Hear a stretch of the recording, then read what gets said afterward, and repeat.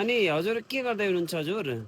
हजुर अब गएर सडक यता खुट्टा खुट्टा बनाउनु लागेको छु कहीँ 2-4 सय गाईको पुग्नु लागि तेलहरू बनाउनु अब यताउता अरू केही धान मिठो खानु किन्नु ए त्यसैको लागि यही तपाईँ यो फलामको आँसी अनि बुन्चरो कराएर चाहिँ तेल खर्चको लागि है। बहुत गाह्रो रहेछ हजुरको घरको अवस्था है।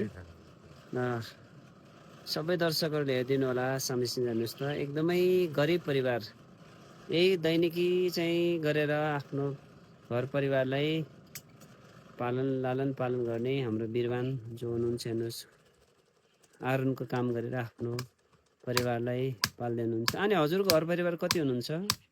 मेरो लगभग हजुरको 10। ल सामाजिक सञ्जालमा हेर्नु भने सबै साथीहरूले उहाँको घर परिवारलाई सहयोगको लागि म अपिल गर्दछु।